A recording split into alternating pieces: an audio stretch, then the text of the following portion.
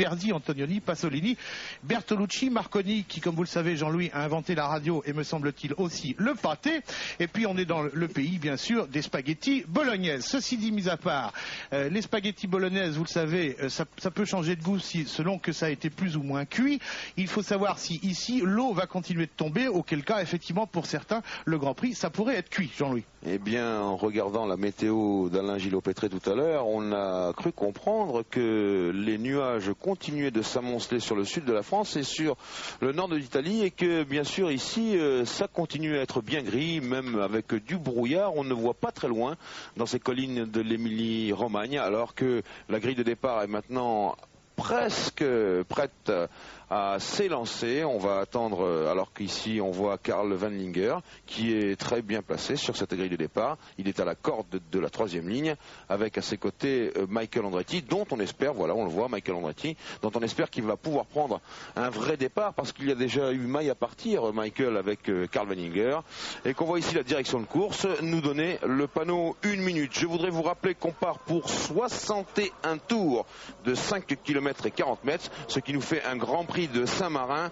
long de 307 km et 440 mètres. C'est la 536e épreuve du championnat du monde, c'est la 44e saison de ce championnat du monde, et nous sommes là dans la 4e manche de la saison 93. Rappelez-vous, l'an passé, c'est Mansell qui avait fait la pole position avec sa Williams Renault, c'est Mansell qui avait gagné le Grand Prix de Saint-Marin, mais c'est Patrese qui avait fait le meilleur tour en course. Et puis maintenant qu'on voit Jean Alesi, je veux vous rappeler qu'il y a beaucoup de Français qui ont gagné le Grand Prix de Saint-Marin. Ces vainqueurs dans l'ordre ont été le Brésilien Nelson Piquet, puis il y a eu Didier Pironi, Patrick Tambay, et puis Alain Prost, Elio De Angelis, Alain Prost encore, Mansell, Senna une deuxième fois, Patrese, Senna une troisième fois, et Mansell l'an passé en 92. Alors, lorsque vous avez annoncé le nombre de tours, normalement celui dont on voit le départ ici n'est pas comptabilisé dans les tours que vous nous avez annoncés. C'est un tour de réchauffement, une fois de plus, de mise en place, de formation, qui va voir probablement quelques voitures faire quelques circonvolutions pour éventuellement chauffer les pneus. Je crois qu'ils sont partis pour l'instant en pneus pluie, ça nos envoyés sur la grille nous le préciseront.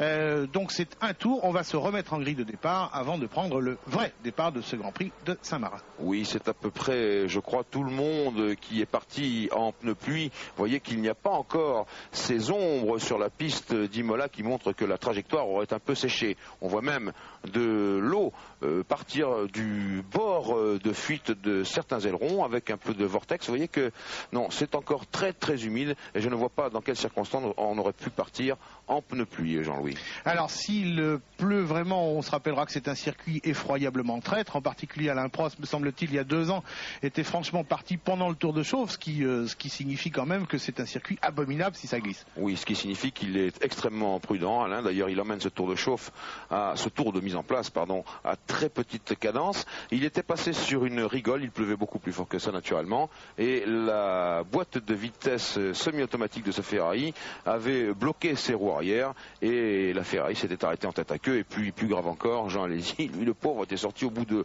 3 tours, si je me souviens bien, provoquant le délire insomniaque des tifosi qui avaient quitté le circuit en grand nombre, car ici, tout à l'heure, dans la liste des Pavarotti et des Marconi que vous avez évoqués, il y a aussi naturellement Ferrari en Émilie-Romagne. Tout à fait, à Modène, à peu près 60 km d'ici, qui est la capitale italienne des sports mécaniques, bien sûr. Alors ici, un très gros freinage, c'est celui de Rivazza. Rivazza, c'est un double gauche qui va, voilà ce double gauche. Vous voyez qu'il s'écarte à peu près là-bas un peu plus. On est en 3e à ce moment-là. On monte en 4e et en 5e. Pour arriver à la chicane de retour. Voilà, le premier là-bas dans le fond, c'est Alain Prost qui s'y engouffre, cette chicane de retour qui précède les stands. Ici, pour vous définir en quelques mots le circuit d'Imola, c'est un Grand Prix où le moteur est prépondérant. On l'a vu sur les vitesses de pointe des Renault notamment, 327 km/h.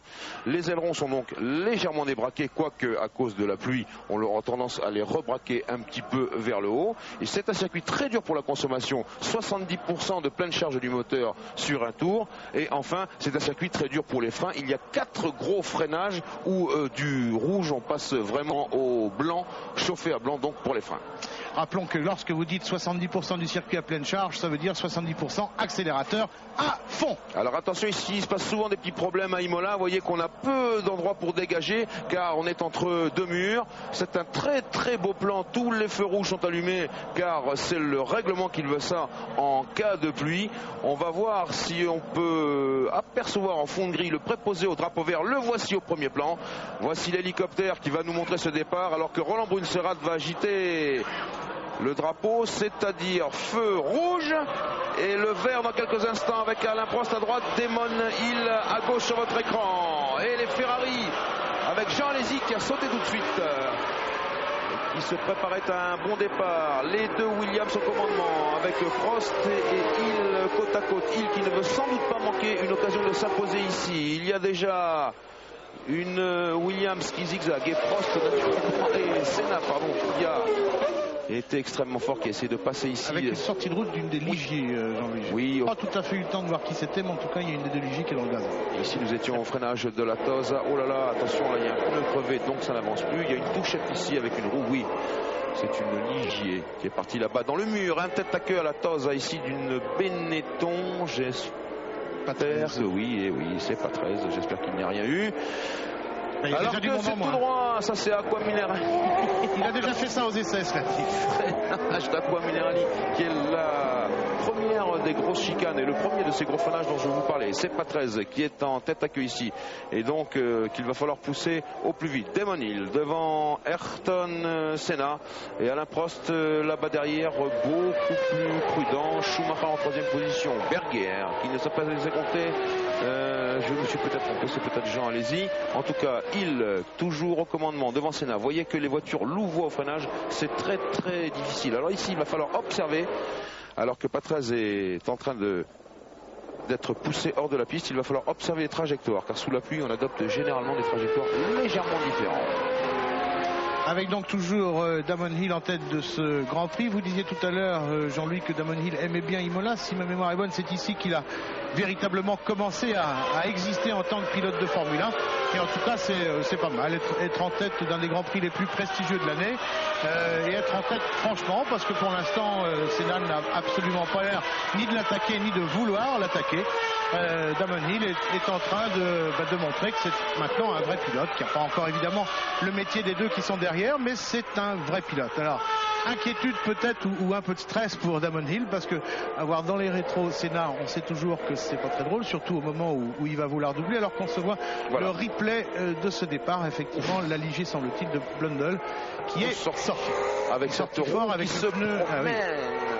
Mon Dieu, et que tout le monde a dû éviter. Ça aurait pu être extrêmement grave. Je crois que c'est un pilote qui s'appelait Mike Spence qui est mort percuté justement par une roue détachée. Et on retrouve maintenant Damon Hill avec 1 seconde et 8 dixièmes derrière Ayrton Senna, et Prost est un peu plus loin alors que notre computer est en panne lui pour sa part. Et non, on retrouve ici le classement.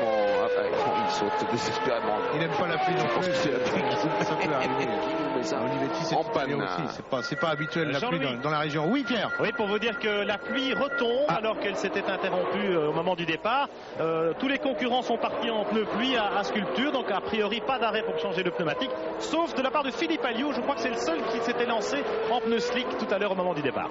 Et l'on salue le premier vrai tour en course terminé par Michael Andretti, parce que je viens de voir qu'il est toujours au volant de sa McLaren. Cela dit, il avait déjà fait 4 tours dans un des Grands Prix, mais enfin au ralenti, et pour finir par se faire arracher une roue. Donc là, Michael Andretti vient de faire un vrai tour en course. Bravo, monsieur Andretti. Enfin, le vrai départ de sa carrière en Formule 1. Attention. Et Prost à l'attaque, alors que Damon Hill est toujours en tête avec 1 seconde et 8 dixièmes d'avance sur Senna.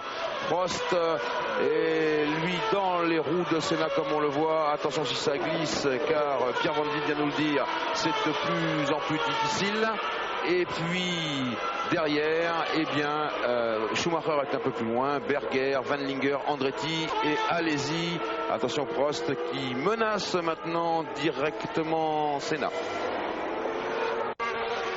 Prost donc à l'attaque. Vous savez que pendant tous ces essais, beaucoup de gens, voilà, maintenant on est en caméra embarquée chez Alain. Pendant ces essais, tout le monde s'est un peu dit bon, il faut qu'Alain Prost gagne ce Grand Prix parce qu'effectivement il commence à avoir un petit peu de retard au classement général derrière Senna, donc il faut qu'il gagne. Ensuite on a dit oh, mais s'il pleut, peut-être que Prost n'aura pas la partie facile. Là il est en train de prouver, Alain Prost, que sur un circuit extrêmement dangereux et piégeux sous la pluie, il tient franchement la cadence de Senna, et il a même franchement envie de le doubler. Pour l'instant ça a l'air d'être Senna qui est plutôt à la peine par rapport à Alain Prost. Magnifiques images. Est-ce qu'il passe? Non. Regardez un petit peu, vous imaginez, là on a beau être sous la pluie, les vitesses, c'est de quel ordre, Jean-Louis? C'est énorme. Au bout de Tosa, c'est généralement 300 km/h, et puis ici dans Rivazza on arrive à 260 à peu près, donc sous la pluie comptons 240.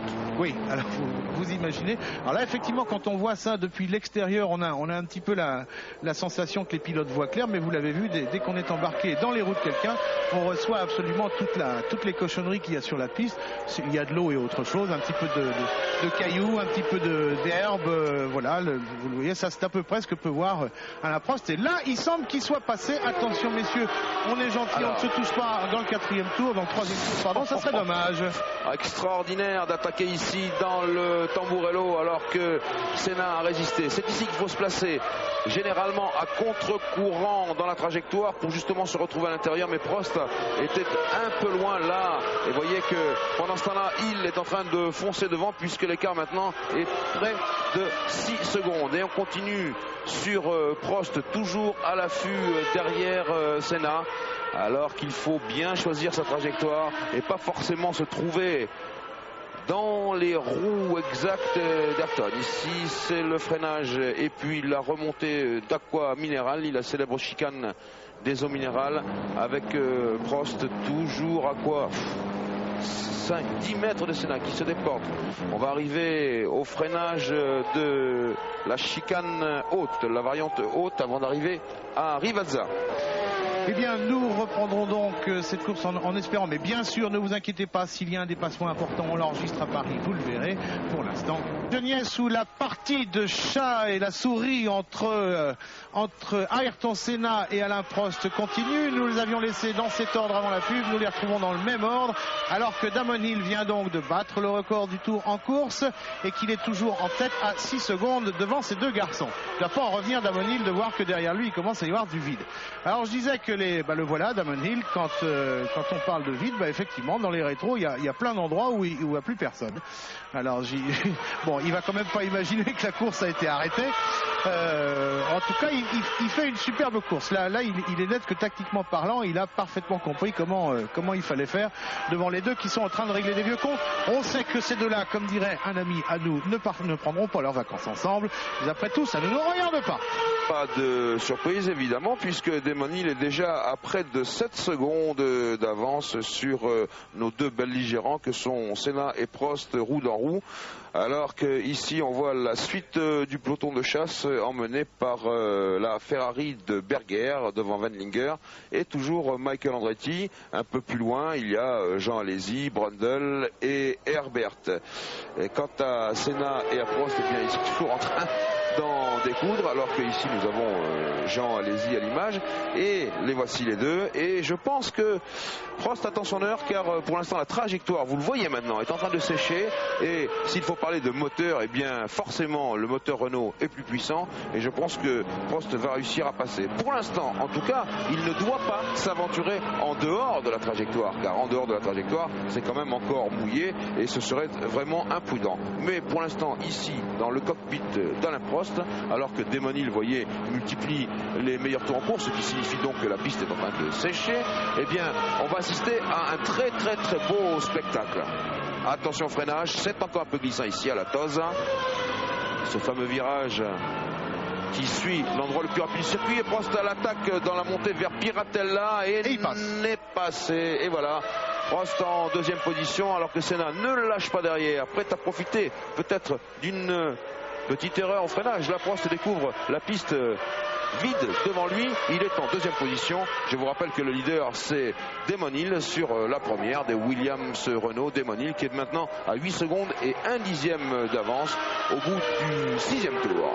Alors on rappellera simplement que lorsqu'il nous a présenté le tour du circuit depuis son cockpit dans les différentes émissions sur TF1 du week-end, Alain Prost avait bel et bien dit que la sortie de la Tosa c'était un des endroits où on pouvait essayer de doubler, et bien entendu il l'a pas raté. Alors ce que vous constatez au vu de ces images tout de suite là, juste après le dépassement, c'est qu'il y a maintenant un écart, un certain écart, disons, entre Alain Prost et Ayrton Senna, écart qui est plus grand, plus important que celui qu'il y avait tout à l'heure quand ils étaient dans l'ordre inverse. Tiens, à propos des quarts d'heure, si on faisait un petit jeu de top position, je vous rappelle qu'il faudra, quand je dirai top, que vous marquez sur un papier quels sont les 3 premiers, vous avez des tas de choses à gagner. Vous êtes prêts? Attention, vous avez le papier, top!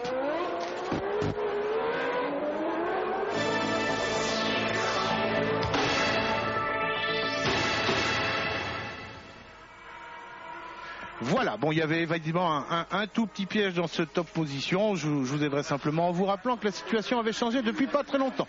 Alors que Damon Hill fait une fois de plus tomber le record du tour en course avec ce temps de 1:40.667 et des vitesses qui augmentent. Bon, les vitesses évidemment augmentent avec les temps qui descendent, alors qu'ici, il y a un problème sur une des Jordan. Oui, c'est celle de... Peut-être Thierry Boutsen, je n'ai pas encore bien vu. En tout cas, je sais, j'ai entendu tout à l'heure une boîte de vitesse qui sautait abominablement. Est-ce la Jordan de Boutsen? Est-ce celle de Barrichello? Je n'en sais rien encore. En tout cas, pour l'instant, un point sur le classement. Il est toujours en tête, alors que vous avez ici Mike Landretti à l'abordage sur Van Linger. Vous voyez que ces deux hommes, on les retrouve souvent parce que la performance de Michael Andretti est en retrait de celle de Senna, bien entendu, est proche de ces Sauber à moteur Ilmor, et dans le clan des Sauber, eh bien, Van Linger est en train de prendre un petit peu le pas sur Gigi Leto, et on le retrouve aux avant-postes. En tout cas, il en tête devant Senna.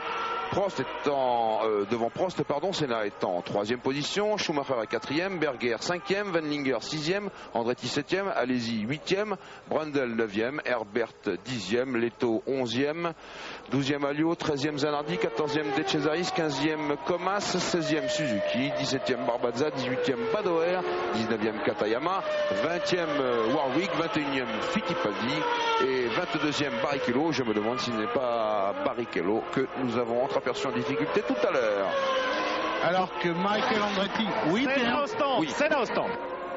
Alors c'est heureusement que vous venez de nous appeler parce qu'effectivement on l'avait pas à l'image, le voici. Senna change tout de suite de pneu.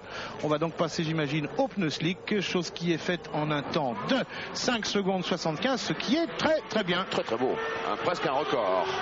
Je me demande si le record n'appartient pas à Ferrari avec un changement de pneu en 5 secondes et 61 centièmes. Alors ça modifie, réaction d'Alain Prost évidemment, qui maintenant a piste libre devant lui depuis qu'il avait doublé Senna. Maintenant ça il l'a doublé de façon certaine depuis que Senna est rentré au stand, mais c'est Alain Prost qui reprend le meilleur tour en course, le record du tour en course, pardon. Alain Prost qui semblerait donc maintenant être à l'attaque sur Damon Hill, mais attention à ce changement de pneu de Senna. Lorsque Senna se précipite le premier dans les stands, il y a toujours un petit peu anguille sous roche. Alors justement, Jean-Louis Bernardelli, on va en profiter pour regarder les cadences. Vous avez vu que Alain Prost a fait le meilleur temps au tour en 1 minute 40 secondes et 83 millièmes.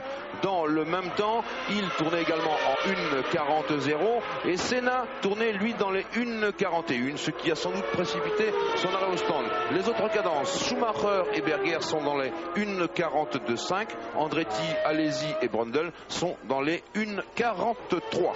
Et on a vu fugitivement au passage Senna qui était ressorti donc derrière Schumacher, le redoubler pratiquement en l'enrhumant. Alors là, on veut dire qu'effectivement Senna a mis les slicks et que chez Williams on se prépare également à faire rentrer une des deux voitures. C'est imminent, semble-t-il, et c'est Alain Prost qui rentre à l'instant pour mettre les pneus slick à son tour. Donc nous y voilà, Alain Prost, on va avoir peut-être le chrono, non pas de chrono. Je l'ai enclenché bien. Top. Son temps, oula. 6,94 et même un peu plus, étant donné que cette sacrée Williams a toujours du mal à démarrer brutalement. Et là on assiste, en même temps que ça se précipite dans les stands, vous le voyez, il y a une Benetton Ford et une Ferrari. Schumacher qui est rentré, et probablement Berger. Et Berger, puisqu'on avait assisté à quelque chose quand même d'assez beau, c'était Andretti remontant derrière Berger, ce qui prouve que c'est pas mal du tout. Attention, difficulté pour Berger, attention, il faut relancer la machine. Non, il a calé. Il a calé, ça c'est très moche. C'est très moche. Ah bah attendez, il sort carrément. Il a pas calé, il arrête. Il sort de la voiture. Ah, ça c'est beaucoup plus vrai. Alors, qu'est-ce qui s'est passé? Bon, bah, j'imagine que Pierre va courir chez Ferrari pour essayer de savoir ce qui s'est passé. Enfin, c'est très moche. Ça fait en tout cas une des deux Ferrari out. C'est évidemment, j'aurais presque tendance à dire malheureusement dans le sens de l'histoire cette année.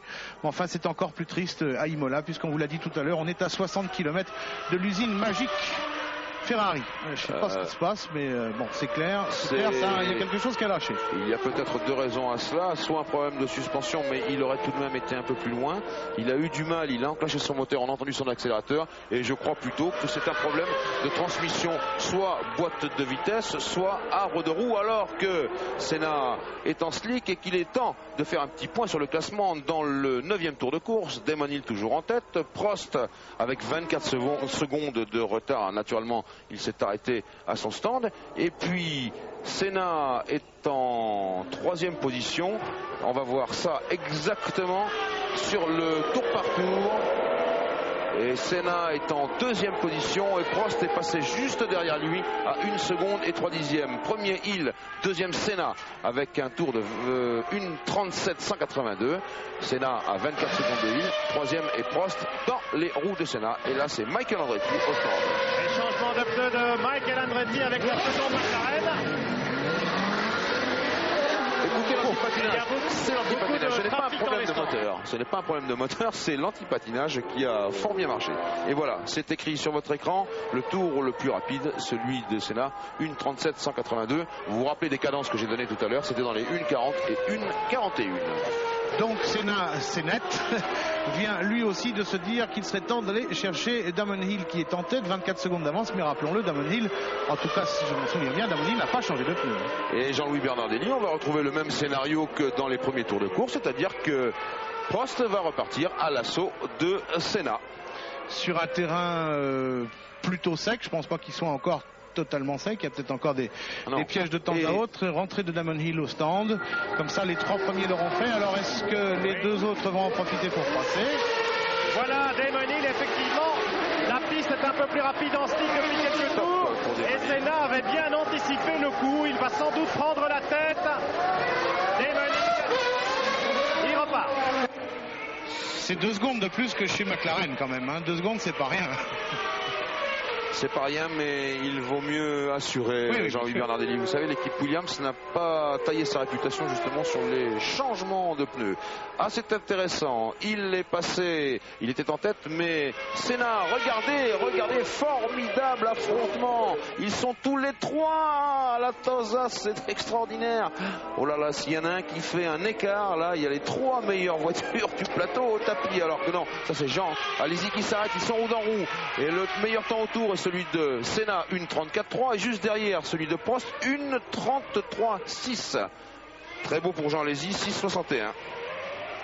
Stand Ferrari, voilà. Alors les 3 voitures de tête ont doublé. Oh là là. Un des 2 premiers attardés, attention. De Cesaris porte une lourde responsabilité. De Cesaris, regarde dans tes rétros, par pitié, regarde dans tes rétros. Fais pas comme d'habitude, merci. Allez, l'accélération de la Williams et celle de la McLaren. Il est passé, Senna est passé, oui, et Prost n'est pas passé. Oh là là là là là là là là là. Donc, mais c'est du Senna de l'ancien temps qui nous fait l'Alain Prost là. Il n'a vraiment pas du tout envie de laisser partir devant. C'est clair. On est dans le 12e tour. Pour l'instant, rien n'est joué. Et ces 3 garçons ont une envie d'en découdre absolument fabuleuse. Le Grand Prix est très bien parti. Souhaitons que pour Luxador, comme dirait la mère d'un de nos copains. Jean-Louis, il faut que je rectifie, c'était pas Prost, c'était Damon Hill. C'était Damon Hill, oui, pardon. C'était Damon Hill qui a eu maille à partir avec des Cesaris, et ça arrive souvent. Le pilote qui est rattrapé et dépassé, on laisse passer 1, peut-être 2, mais il ne pense jamais qu'il peut y avoir un 3e pilote, et on a vu Damon faire des zigzags épouvantables pour rattraper la situation.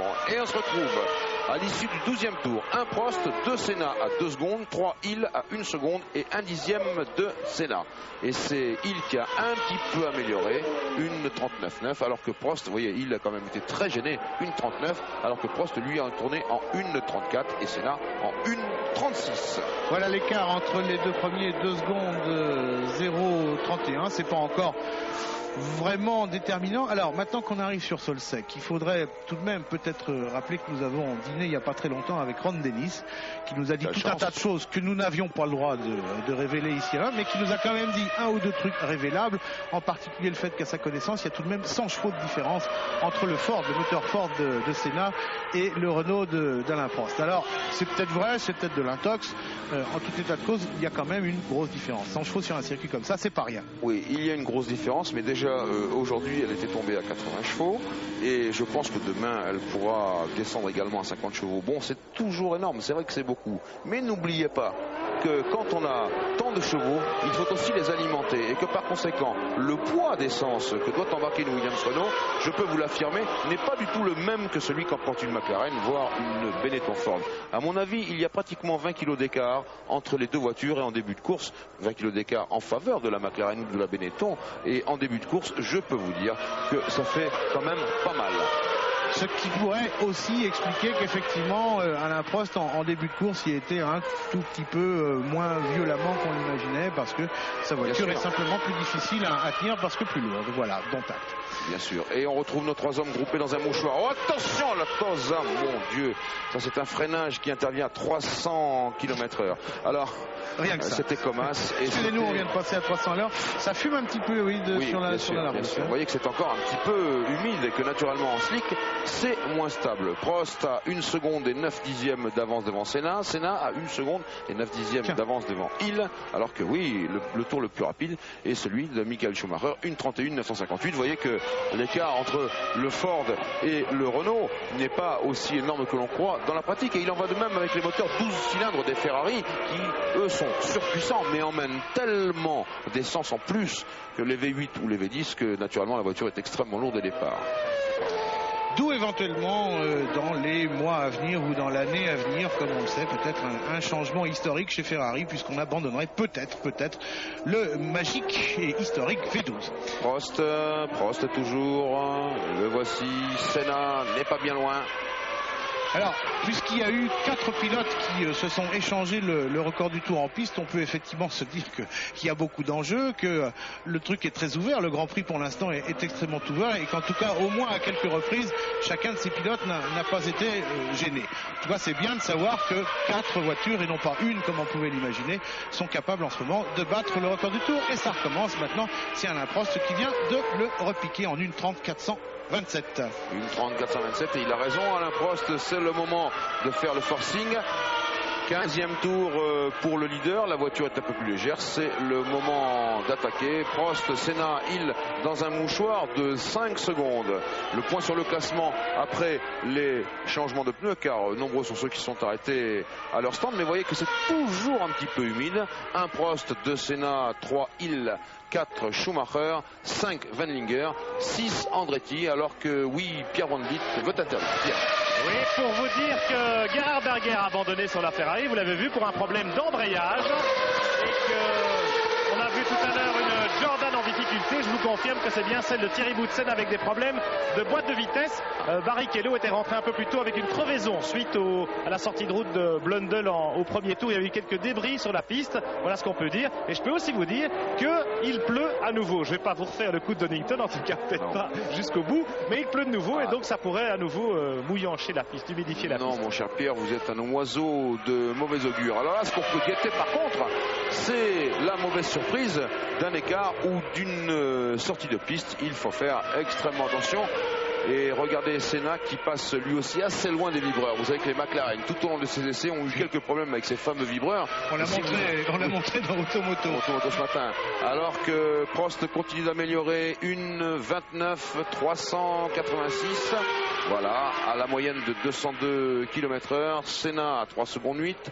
Hill à 4 secondes 3. Mais tout peut arriver, surtout si, comme nous le dit Pierre Van Vliet, il commence à repleuvoir un tout petit peu.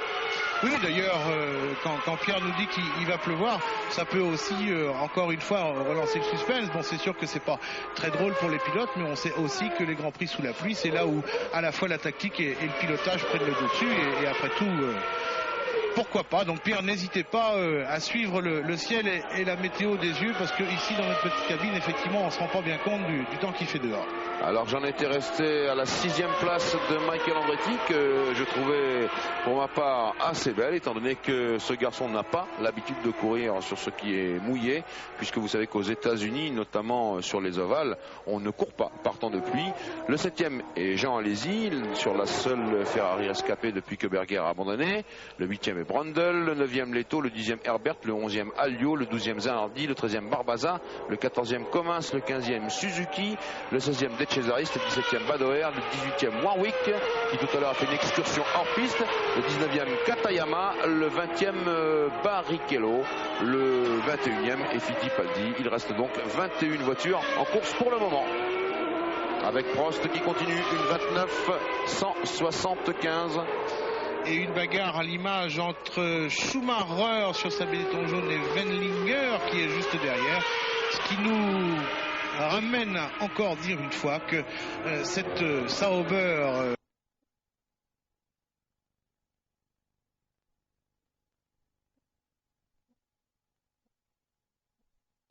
alors que nous voyons la pauvre Williams-Renault dans les airs évacuée par une énorme grue, et bien maintenant reste seul face à face Alain Prost et Ayrton Senna. Avec le replay en caméra embarquée de l'accident de Hill, effectivement ça va carrément tout droit. Et oui, ça sourire. Et ça sort pas.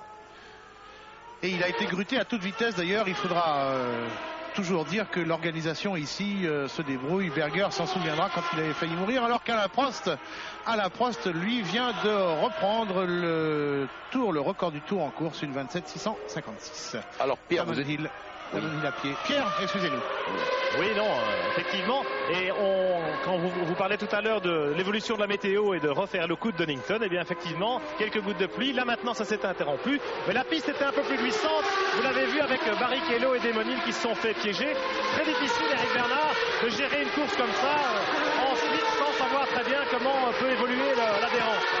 Oui, je crois que c'est très difficile parce qu'il n'y a d'abord qu'une seule ligne de sèche, on peut le remarquer à la télé, et sitôt quand on sort de cette ligne qui est sèche, la voiture n'a strictement plus aucune adhérence par les pneus, et c'est la sortie de route assurée, donc c'est difficile pour les premiers pour doubler les attardés, et c'est difficile pour les gens qui sont en bagarre parce que les performances sont très proches en Formule 1 et c'est très difficile de doubler dans des conditions particulières. Enfin, en tout cas, pour l'instant, en dernière nouvelle, il ne pleut plus. Bon, alors justement, il est temps de faire dans ce 22e tour un point sur le classement, car l'abandon de Hill a permis à tous ceux qui étaient derrière lui de regagner une place.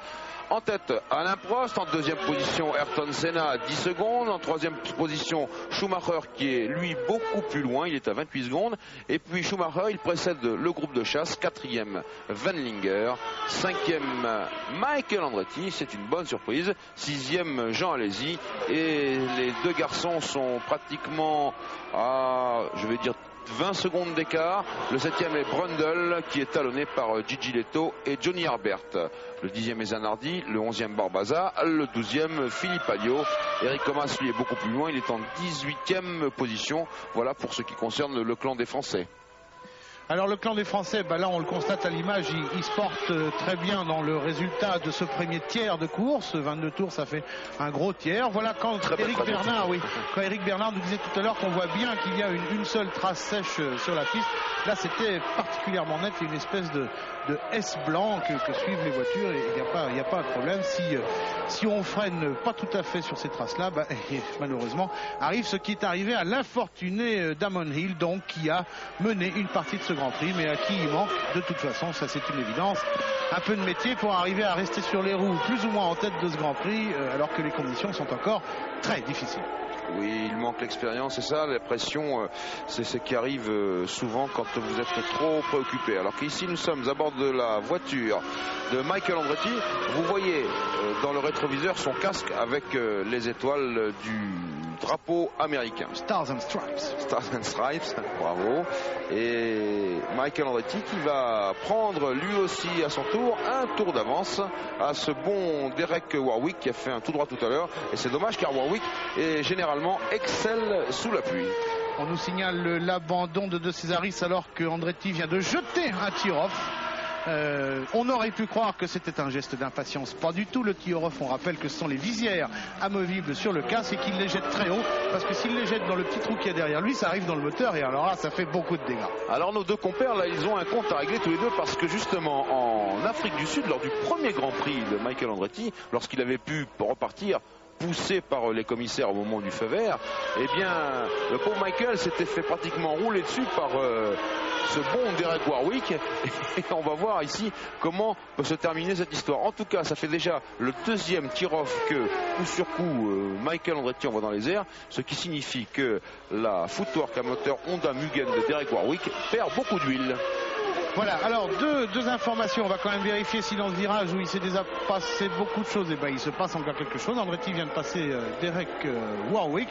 Je vais vous donner quand même deux informations. D'abord, en ce qui concerne le Grand Prix de France qui aura lieu au mois de juillet, figurez-vous que TF1 peut vous aider à trouver des places en composant le 3615 sur votre Minitel, code TF1, 3615 code TF1. Vous pouvez retenir vos places pour le Grand Prix de France. Alors que j'aimerais bien peut-être que notre ami Dominique Dumont à Paris nous mette l'image qui est en ce moment sur la caméra HF. C'est assez... c'est Madame Andretti. C'est Madame Andretti. Qui tout à l'heure a... C'est bien, c'est mignon. Oui, il y a eu un geste tout à fait américain des 2 points en signe de victoire lorsque son Michael de Marie, eh bien n'est-ce pas, s'est débarrassé de Derek Warwick. Voilà, merci Dominique pour cette image un petit peu sympa. On revient aux voitures, toujours avec le classement qui pour l'instant n'a pas changé en tête en tout cas. Je ne sais pas si j'ai eu le temps de le dire tout à l'heure. Dechezaris, nous signale-t-on, a donc abandonné, ce qui veut dire que il sera moins difficile à doubler maintenant. Il y a moins de risques sur les attardés. Voilà, c'est peut-être une bonne nouvelle, c'est une mauvaise nouvelle pour Dechezaris, mais c'est une excellente nouvelle pour les voitures qui rattrapent. Tiens, si on faisait un petit jeu top position, sommes-nous prêts? Attention, quand je dirai top, vous connaissez la manœuvre. Top!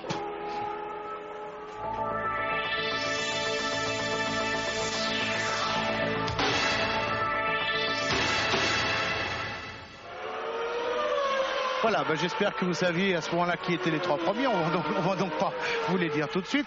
Alors disons que derrière ces 3 premiers, il y a toujours Wendlinger, Andretti, Alesi, et que Alesi serait donc dans les points. Ça serait même éventuellement ses premiers points de la saison. Donc monsieur Alesi, nous tenons, et surtout la Ferrari, par pitié, tenez encore quelques tours, ma bonne dame. Enfin quelques tours, on est dans le 26e, il y en a 61, vous l'avez dit tout à l'heure. Ça fait encore bien du travail sur la planche. Alors que Alain Prost multiplie les performances, une 27-315, un nouveau meilleur tour en course, mais bien entendu on est loin pas très loin de la performance de Patrese l'an passé. Son meilleur tour était de 1 minute 26 secondes et 100 millième, 1,26,100, et là pour l'instant Prost en est à 1,27,315. C'est dire que la trajectoire s'élargit de plus en plus et qu'on peut prendre plus de risques naturellement. Alors Alain Prost vient de faire le Giro più veloce, c'est-à-dire le tour le plus rapide, une fois de plus. C'est peut-être aussi un léger clin d'œil à notre vieil ami Nigel Mansell qui, lorsque Prost avait gagné à Calami, avait quand même dit: ah bon, il n'a pas été plus vite que ça Alain Prost. Eh bien Alain Prost fait un peu comme Nigel Mansell, c'est-à-dire que même en tête, avec une avance non pas confortable mais suffisante, il se permet de battre le record du tour. Alors que Fittipaldi vient de prendre la voie rapide par le gazon, il est revenu, ça a l'air d'être un truc connu à cet endroit-là, il y en a plein qui le font. En particulier Alain Prost d'ailleurs, j'ai remarqué qu'il connaissait cet itinéraire-là. Vous faites bien d'appeler ça la voie rapide, car il est arrivé dans toute l'histoire d'Imola que souvent, pour effectuer un excellent temps au tour, eh bien on emprunta ce chemin qui mène directement à, je vais dire quoi, 3 dixièmes de mieux sur la performance. Ah, c'est donc un truc connu, ça. Bon. Enfin, là, je crois que Fittipaldi... Enfin, des fois, ils font pas tout à fait exprès. Oui, je vais vous dire pourquoi je crois que Fittipaldi ne l'a pas fait exprès. Pour la simple et bonne raison que, malgré tout, quand vous faites ça pour un temps autour, pour une qualification, après quoi, vous rentrez au stand, là, il y a la course à faire et les suspensions, dans ces cas-là, eh bien, elles ont de la peine à résister à un traitement de choc. Oui, sans compter qu'on avale aussi au passage un peu d'herbe, un peu de cailloux, et que tout ça est extrêmement mauvais pour les mécaniques, tout de même, rappelons-le, relativement fragiles de ces engins hyper pointus et hyper préparé, bien sûr. 27e tour avec les 40 têtes. Prost, c'est là, nous sommes à 15 secondes 3. Maintenant, Prost a les choses bien en main. On l'a vu tout à l'heure au passage. Il a encore battu le record du tour. Alors que Karl Wendlinger a quelques soucis avec Aguri Suzuki et sa footwork. Karl Wendlinger sur la Sauber à moteur Ilmor. Tiens, justement à propos des Sauber à moteur Ilmor, eh bien, figurez-vous que tout le programme de suspension active avait été abandonné. La Sauber Ilmor, elle a déjà une boîte de vitesse à sélection semi-automatique. Chez Sauber, ils avaient décidé d'abandonner le programme de suspension active parce que ce n'était plus l'ordre du jour. En effet, la FISA avait décidé de l'interdire. Et puis, si vous voulez, je crois qu'il y a matière à négociation en ce moment, car en tout cas, chez Sauber, eh bien, on a repris, c'est un Allemand qui travaille chez Mercedes, qui fait la suspension active, il s'appelle Thomas Becker. On a repris le développement de la suspension active, qui ne devrait pas tarder à arriver. Et si vous voulez, ce cher Thomas Becker, ce qu'il veut faire, c'est arriver à quelque chose d'extrêmement léger. 8 kilos, vous vous rendez compte ce que c'est? 8 kilos pour une suspension active, c'est quand même pas mal. À nouveau le Giro più veloce pour Alain Prost. Il fait plus vraiment, il n'a jamais fait vraiment de cadeau. D'ailleurs, on ne se fait pas de cadeau en matière de Formule 1, à fortiori en course, et encore plus quand on est en tête. Donc Alain Prost est à maintenant 16 secondes, plus de 16 secondes, 7 secondes 237 d'avance sur Ayrton Senna, avec un nouveau record du Tour, le troisième étant toujours Schumacher. Ce qui veut donc dire, ah tiens, voici une image en Barquet, voilà, qui a bafouillé un petit peu. Nous sommes évidemment chez Jean Alesi. Et regardez comment Jean doit se bagarrer avec sa voiture, mais c'est toujours tellement beau de le voir piloter. Allez Jean. C'est un formidable styliste, notre ami Alesi. Et on revient sur Prost en tête devant Senna, troisième Schumacher, quatrième Wendlinger et cinquième Michael Andretti. Et bien figurez-vous que l'écart entre Wendlinger et Andretti est en train de décroître et que ça va nous donner là une course dans la course très très intéressante. Donc tout à l'heure sur la grille de départ, Flavio Briatore disait à Pierre Van Vliet qu'il aimerait bien finalement sortie de Brundle. Oui, avec c'est la voie rapide. C'est la voie rapide. Oui, mais c'est quand même une sortie avec des roues bien allumées, ce qui signifie que le freinage a été extrêmement tardif. Qu'est-ce que ça veut dire des roues allumées, Jean-Louis? Ça veut dire qu'elles se font du charme? Ça veut dire que non.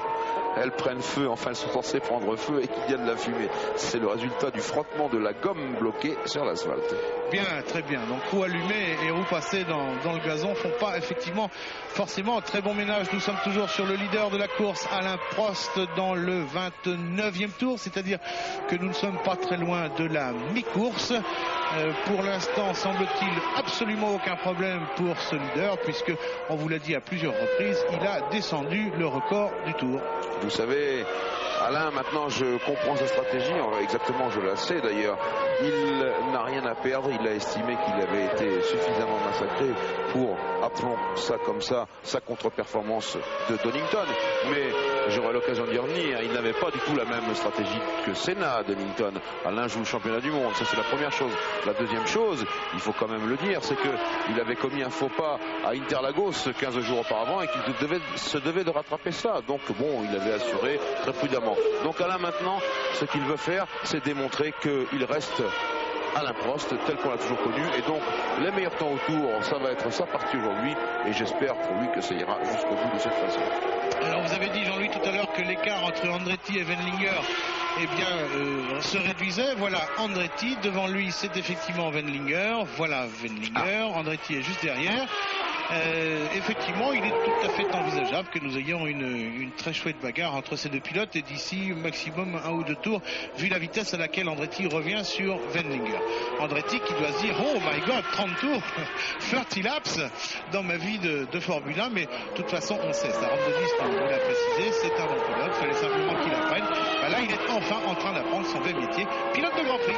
Oui, ce que je veux dire par là, c'est qu'on peut assister au duel entre deux jeunes loups. Wendlinger, lui, livre ici, je crois, son 20e Grand Prix, tandis que Michael, oui, vous avez raison, c'est son premier Grand Prix, complet pour l'instant, enfin complet à 30 tours, donc une mi-course à 150 km environ, donc c'est intéressant de les comparer tous les deux, parce que malgré tout, Wendlinger, il a un gros entraînement. Andretti, il a l'entraînement des monoplaces américaines, mais Wendlinger, lui, il a l'entraînement des feux, les sports prototypes, et c'est quand même intéressant de comparer les deux styles, en même temps d'ailleurs que les deux voitures. Peut-être aussi le style des dépassements des Américains, parce que quand on dit qu'Andretti Andretti est un débutant, il a quand même gagné des trucs de garçon aux États-Unis. Alors, bien sûr. Bon, c'est un pilote qui n'est pas du tout impressionné, j'imagine, par la violence une fois qu'on est en course, une fois que ça va très vite. Le vrai problème de ce garçon, c'était les départs. Voilà, on est à 1 seconde 332, donc ça a diminué pratiquement de moitié en un tour, c'est ce qu'on vous annonçait tout à l'heure. Probablement que d'ici la fin de ce tour, peut-être à la prochaine Tosa, monsieur Andretti pourrait appliquer les leçons de ses aînés. Alors attention, on n'a pas pris le gazon ici, pourrait appliquer les leçons de ses aînés et aller doubler Carl Wendlinger. Voici en aérien. Voilà une image qui nous montre que la trajectoire n'est pas quand même tout à fait sûre de tous les côtés.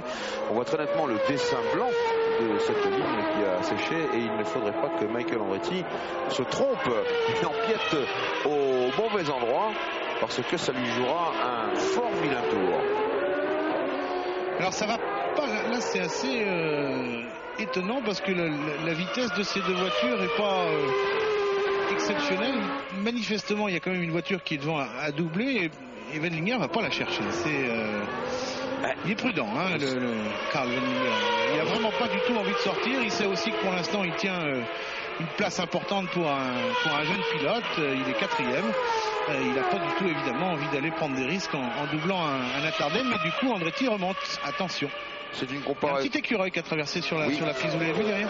Absolument. C'est une comparaison intéressante parce que nous avons 2 V10 devant et un V8 derrière pour l'instant.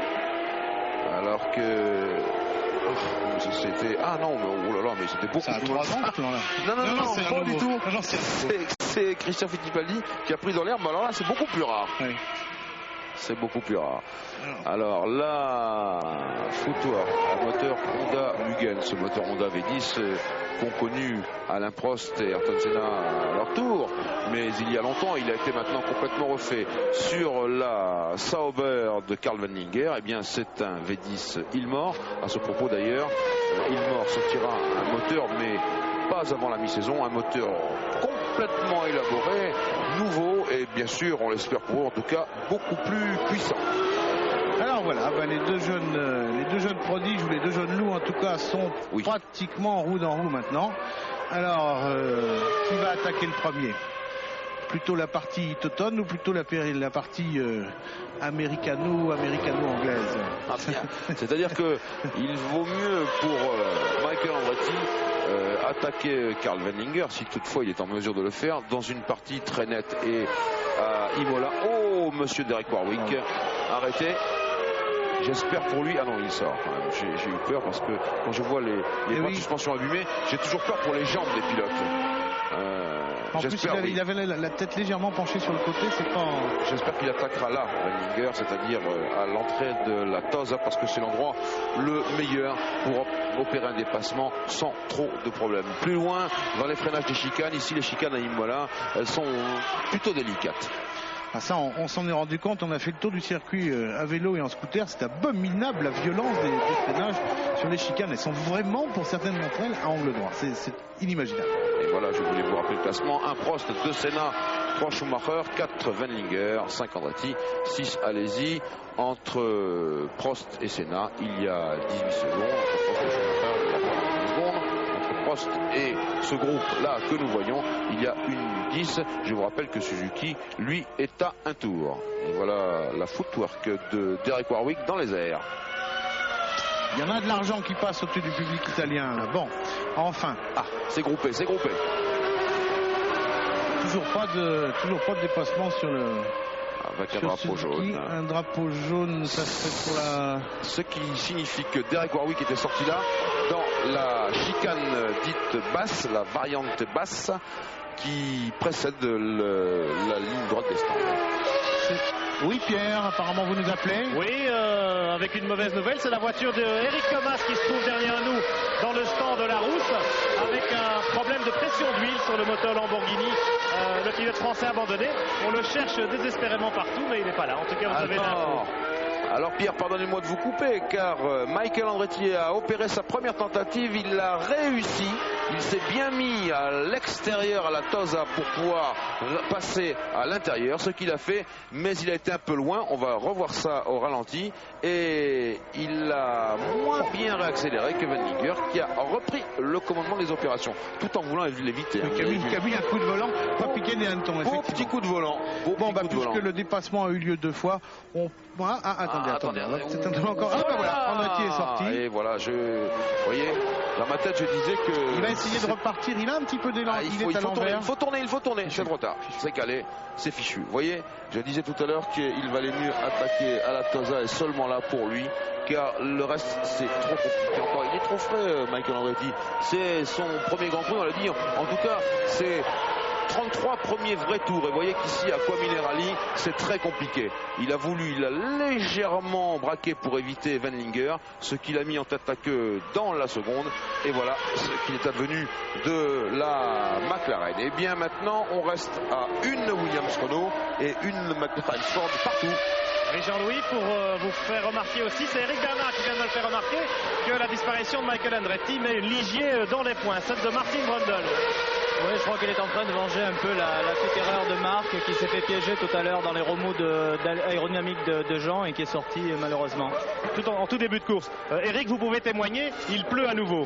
Oui, je voudrais pas être un oiseau non plus de mauvaise augure, mais il se remet à tomber relativement fort et je crois que ça pourrait remettre en question de nouveau. Je crois que ça commence à rentrer au stand. Il faut peut-être vérifier les temps autour, Jean-Louis, mais là, je pense qu'on va à nouveau changer de pneu. Merci Pierre, merci Eric. Alors qu'on emporte la voiture de l'infortuné Andretti, on se retrouve dans quelques instants. Une page de tour au moment où Alain Prost a pris un tour d'avance à son ami Jean Alesi, qui s'est d'ailleurs très sportivement écarté quand il a vu apparaître dans ses rétroviseurs la Williams-Renault de celui qu'il appelle quelquefois son frère aîné. Mais Jean Alesi, ça va peut-être, ce dépassement par Prost, ça va peut-être lui permettre de remonter sur Karl Van Linger, qu'il a maintenant dans son objectif. En tout cas, Alesi, il est en 5e position devant Brundle en 6e position et l'autre Sauber à moteur Ilmor, celle de Leto, en 7e position. Voilà, Prost qui a pris un tour à Van Linger à la Tosa et vous allez voir apparaître, voilà, au premier plan sur votre écran, c'est la Ferrari de Jean Alesi qui est à mon avis pas loin de 3 secondes derrière la voiture de Van Linger. Alain Prost donc qui continue son petit bonhomme, son grand bonhomme de chemin, parce que c'est un grand bonhomme. Alain Prost, je le rappelle, est dans le 37e tour. On a donc maintenant largement dépassé la mi-course. On a vu tout à l'heure, peut-être que Pierre peut nous en dire un mot, on a vu tout à l'heure peut-être des préparatifs dans le stand de McLaren pour peut-être changer de pneus. C'était des préparatifs normaux ou impatients. Ça ne devrait pas tarder à le savoir. En tout cas, si. Oui, Pierre? Oui, pas seulement chez McLaren, mais aussi chez Williams. Vous voyez plutôt les pneus qui sont prêts. Ce sont effectivement des pneus pluie à rainure. On se prépare à toutes les éventualités. 25 secondes d'écart entre Prost et Senna. Évidemment, sur un changement de pneus après l'expérience de Donington, eh bien, on se dit que tout est possible et la prudence est de mise dans les deux camps. Merci Pierre, alors que Jean Alesi est dans les roues de Karl Van Linger, donc exactement dans la position où était tout à l'heure Michael Andretti. On va maintenant savoir si Jean Alesi, que voilà, merci de nous accueillir chez vous mon cher Jeannot. Jean Alesi va savoir mieux qu'Andretti dépasser Van Linger. Apparemment c'est fait, si on voit pas réapparaître les roues. La Tosa, bravo. Juste avant. Bien joué, finement joué. Jean Alesi vient de gagner une place, là c'est bien joué. À l'extérieur. Alors maintenant, Jean, attention, devant il y a Aguri Suzuki qui n'est pas un client facile. Mais en tout cas, de 5e, eh bien, Jean Alesi se retrouve en 4e position. 1 Prost, 2 Senna, 3 Schumacher, 4 Alesi, 5 Van Linger, 6 Brundle qui est loin. Il est à 6 secondes pour l'instant d'Alesi à peu près. 6 secondes, pardon, de Van Linger. Alors qu'effectivement, Pierre Van Vliet avait raison, on retrouve des gouttes de pluie sur les caméras des hélicoptères qui surveillent ici ce Grand Prix de Saint-Marin. Alors mon cher Jean-Louis, nous allons... Alors, je ne voudrais pas que Jean Alesi soit victime d'une... Non, ça y est, non. Pas facile, surtout sur un attardé, avec Van Linger qui est évidemment prêt à repasser devant. On est dans Rivazza ici. Ça c'est pas simple. De Césari c'est parti, mais il y a encore des gens difficiles à doubler. Voilà, deuxième. J'attends une petite seconde avant le jeu de top position. Ça n'a pas l'air de si ici c'est un endroit. Le deuxième Rivazza. Ouais. Et ici, la chicane à l'entrée des stands. Voilà, il a toute la ligne droite. Le Tamburello, il montre son point. Oui. Jean. Là, il change pas de tir-off, là. oui, voilà. Il montre son point. Il va déboîter pour, à mon avis, là, dans le Tamburello, il va déboîter pour le freinage de la Tosa et essayer de déborder Suzuki. Attention, qu'il ne l'envoie pas en tête à queue. Il menace de ses roues. Extérieur. Bravo, c'est bien passé. Et voilà, Jean Alesi dans une meilleure 4e position que tout à l'heure. Bon, j'avais regardé dans le dictionnaire comment on disait casse-toi en japonais. C'était oh, mais il n'en aura pas besoin. Il a réussi à passer tout seul. Allez, on se fait un petit jeu de top position. Attention, vous êtes prêts? Vous foncez sur vos petits carnets. Top!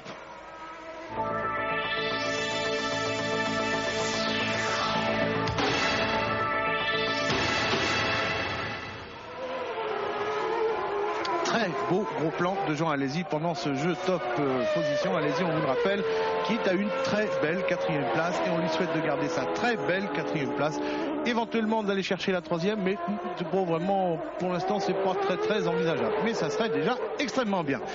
À l'image donc le classement, une seconde après le top position. Merci monsieur le réalisateur. On devrait peut-être lui dire de temps en temps de se calmer quand nous on fait des jeux. Enfin tant pis, c'est la glorieuse incertitude de la télévision. Alain Prost, une fois de plus dans le trafic alors qu'il va terminer un nouveau tour. Il passe Philippe Alliot sans problème. Philippe Alliot, qui l'a reconnu, toujours bien grand sûr, seigneur, bien sûr. toujours très grand seigneur. Merci d'exister mon cher Philippe.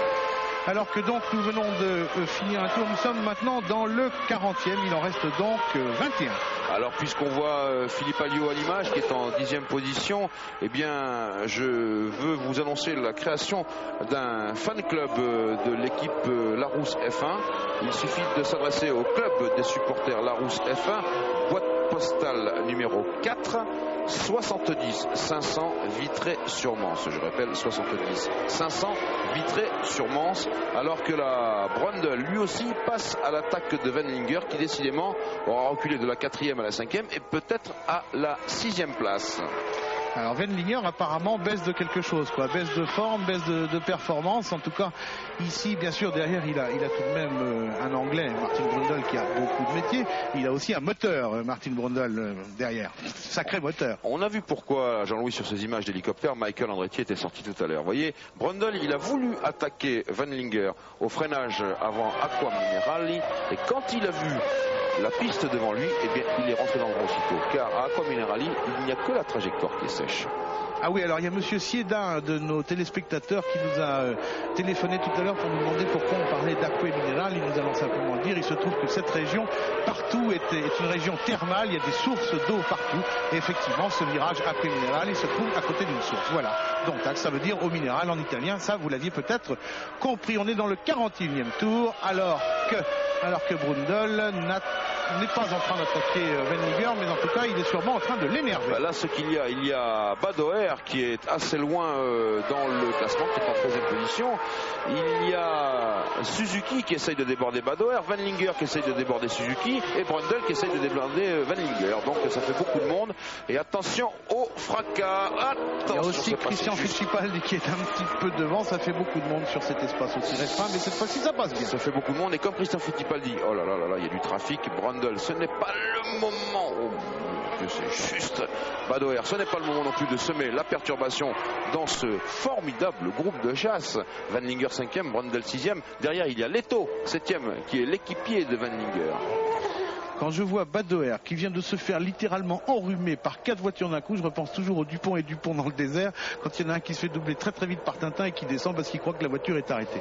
Voilà, c'est ce qui s'appelle se faire doubler, vraiment de se faire enrhumer, parce que le courant d'air enrhume littéralement le garçon qu'on vient de doubler. Alors vous avez parlé de Fittipaldi. Fittipaldi, il est 14e et dernière position, si j'en prends mon classement, oui c'est ça. 14e et dernière position. Il a été puni par un stop and go, c'est-à-dire il a eu une pénalité de 10 secondes, probablement pour avoir tiré tout droit dans la chicane où il n'y avait aucune raison de le faire. Et on revient sur Wendlinger, Brundle et Leto. Voici notre unique Ligier Renault. Je vous rappelle qu'au premier tour, après le départ, Blundell a fait connaissance avec le mur dans le Tamburello à la suite d'un accrochage. On retrouve ici Suzuki, Van Linger, Brundle et Leto, et que par conséquent Brundle en 6e position pour l'instant est le seul sociétaire de l'écurie Ligier Renault rescapé. Oh là là. Alors Brundle passe, ça fait peur. C'était gonflé, ça c'était gonflé, mais c'est passé. Hein. Oui, parce qu'ici la tactique veut qu'on passe à l'extérieur avant la tose. Il est passé à l'intérieur, c'est pas mal. Bon, Van Linger ne doit pas aimer cet endroit du circuit. Ça fait 2 fois qu'il se fait passer là, pratiquement coup sur coup par les. Ah. Alors qu'il y a une voiture en panne. Et je voudrais bien savoir quelle est cette voiture. Bon, on sera peut-être au prochain tour. Parce que ralenti. C'était Barbat. C'était oui. Barbatza, oui. Ah mon Dieu, une Ferrari. Ça, c'est plus grave. C'est beaucoup plus grave. Et là voilà, le pauvre Jean, il était 4e. Décidément, chez Ferrari, il est temps que toute l'équipe soit reprise en main, cette Scuderia. Car il faut que John Barnard ait les coups des franges. Voilà Jean qui c'est très bien, c'est très sportif. Il remet son volant. Ah voilà le replay. Alors est-ce que c'est une panne? Non, c'est une panne. Oui, c'est une panne. Il n'y a pas de problème. Voilà, hop, le contour s'est effacé, le moteur a coupé. Voilà, c'est fini. Il rentre sur son élan et c'est terminé. Plus rien du tout. Tout d'un coup, plus rien. De Ferrari, voilà, il va saluer ses fans. Jeannot, regardez-le avec sa façon traditionnelle d'expédier ses boules caisses. Quand il les a. Et oui, il a fait une course très très belle une fois encore. Voilà. Ah, c'est bien. Oui. C'est bien. Ouais. Pas bon, on aurait été encore plus content s'il avait pu terminer. Malheureusement, ce que nous craignions depuis le début de cette course, c'est arrivé, à savoir que les Ferrari, une fois de plus, hélas, n'ont pas tenu le coup. Et le calvaire de Jean Alesi continue. Jean Alesi, qui était notre invité spécial il y a quelques semaines dans Automoto, qui nous avait encore dit peut-être que je vais rester chez Ferrari parce qu'on me promet que les choses vont changer. Et apparemment, c'est vrai qu'elles vont changer, mais il faut du temps.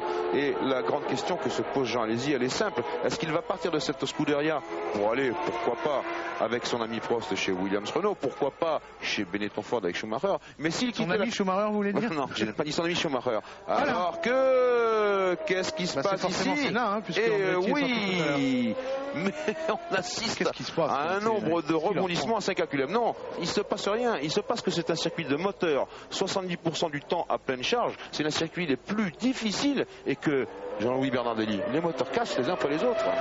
On pourrait imaginer par exemple que la cadence imposée par Senna à son V8 Ford était un petit peu au-dessus de ce qui était tolérable. Alors, nous avions, rappelez-vous, un Prost, 2 Senna, 3 Schumacher, 4 Brundle, 5 Van Linger, 6 Leto.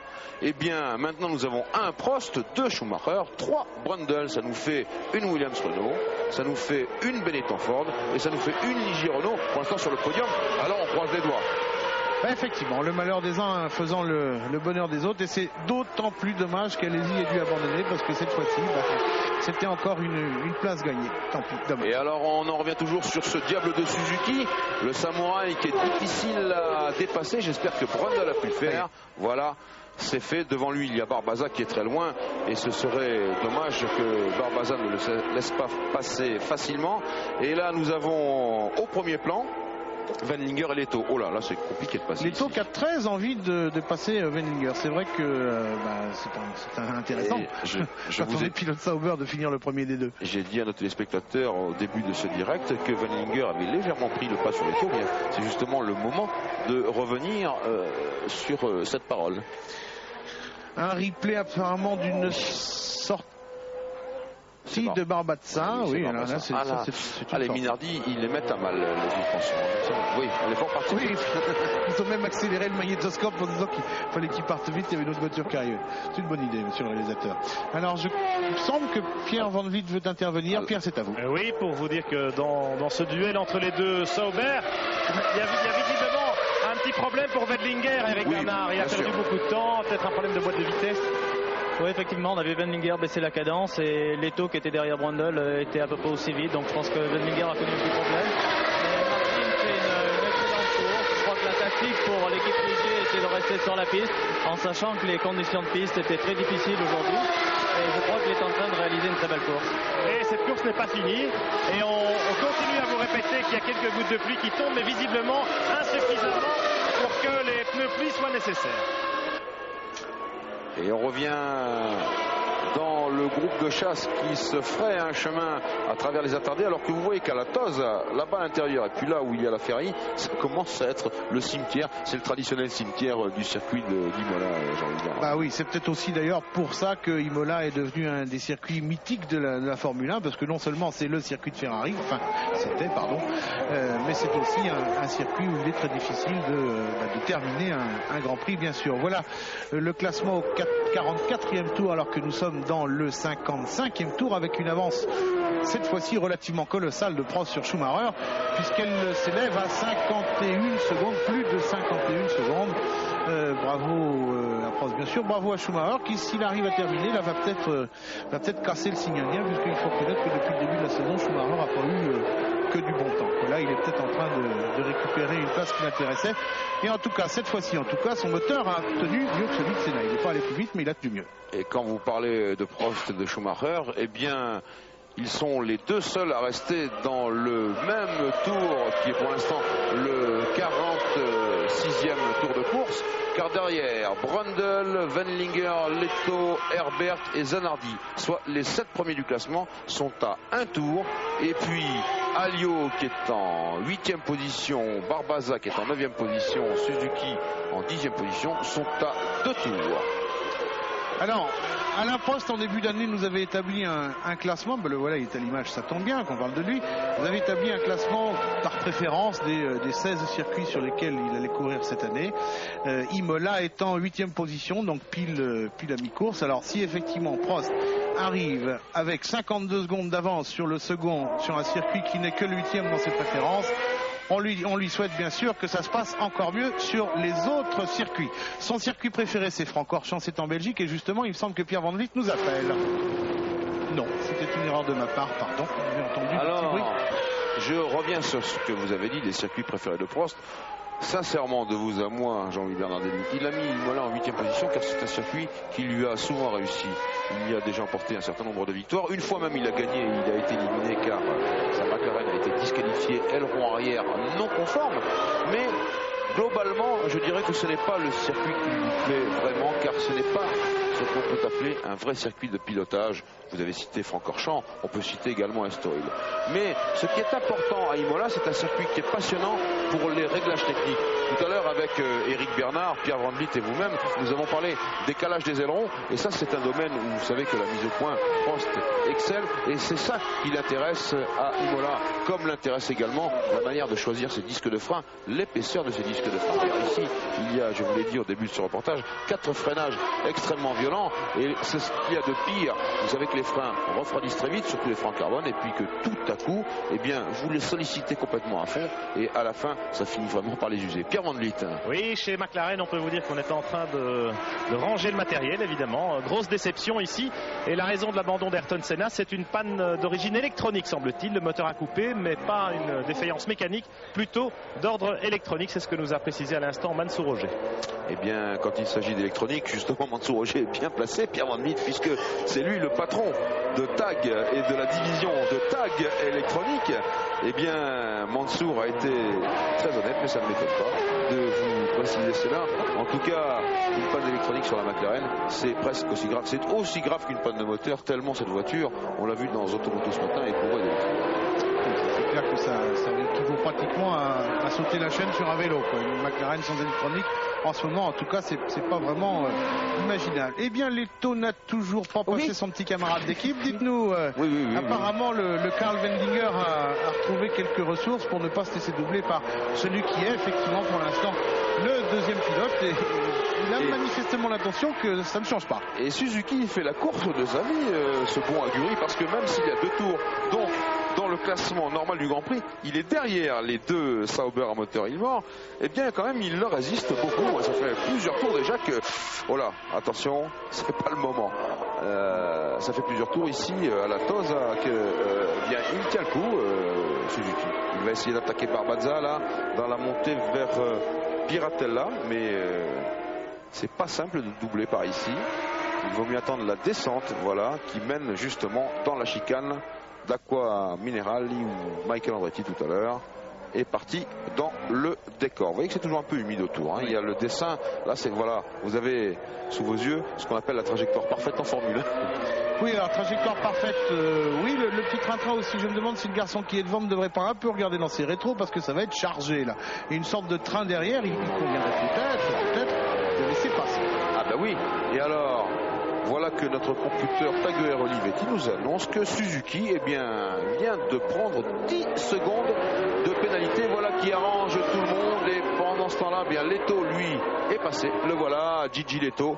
Voilà, Suzuki qui était devant là, il vient de disparaître. Vous avez Herbert entre les deux Sauber à moteur allemand. Eh bien, regardez ce que je lis que notre ami voilà, Suzuki a reçu une pénalité de 10 secondes.